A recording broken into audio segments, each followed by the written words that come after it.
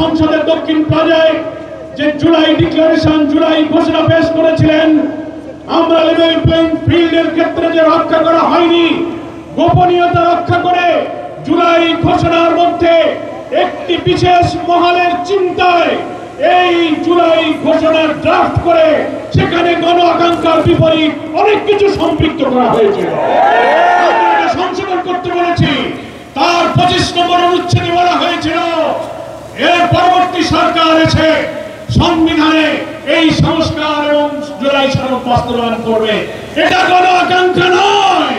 আমরা বলেছি এই ইলেকশনের আগেই আইনি ভিত্তি দিতে হবে এবং এই 84টি সাংবিধানিক এবং রাজনৈতিক নানান সংস্কারে আমরা ঐক্যমত পোষণ করেছি।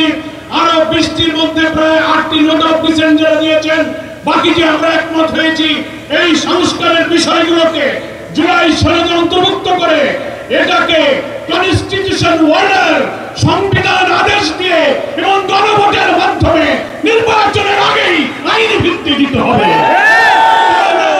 দেশ একটি মহা দুর্যোগের দিকে পড়ে যেতে পারে।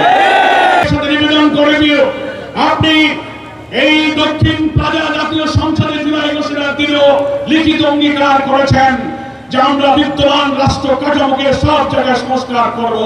কই আজকে যারা বলছেন নির্বাচিত পরের সরকার এসে সেটা সংস্কার করবে, তার অর্থ হলো এই দলেরই বড় স্থায়ী কমিটির নেতারা বক্তৃতায় বলছেন এখন আপনারা যত আইন সংস্কার করেন, যত কিছু বানান না কেন, আমরা ক্ষমতায় গিয়ে তা মুছে দেব।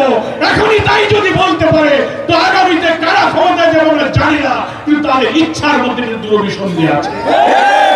তাই এখন যেহেতু অন্তর্বর্তীকালীন নির্দলীয় সরকার, এটাই হচ্ছে জুলাই সনদের একটা জাতীয় ভিত্তি, সাংবিধানিক ভিত্তি, আইনি ভিত্তি দেওয়ার সবচেয়ে উপযুক্ত নিরাপদ সময়।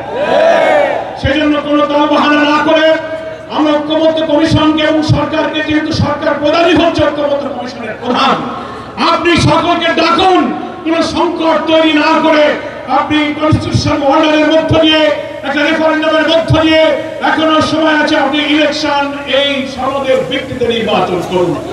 কেউ কেউ বলছেন এটা করা যাবে না, অনেক সাংবিধানিক মেজর ইস্যুতে যে ভিন্ন মতগুলো রয়েছে, আমরা প্রস্তাবে ঐক্যবদ্ধ কমিশনে বলেছেন প্রধানমন্ত্রী পরপর 2 বার ক্ষমতায় থাকতে পারবে না, জুডিশিয়ারিতে প্রধানমন্ত্রীর ইচ্ছায় নিয়োগ হবে না, সাংবিধানিক পদগুলোতে নিয়োগ হবে না, সেপারেট অ্যাপয়েন্টিং অথরিটি হবে। এই সংস্কার যদি এখন না হয়, প্রেসিডেন্ট প্রধানমন্ত্রীর ক্ষমতার ভারসাম্যগুলো ঠিক করার জন্য যত সংস্কার এত 2 মাসে আমরা করলাম, তা যদি ইলেকশন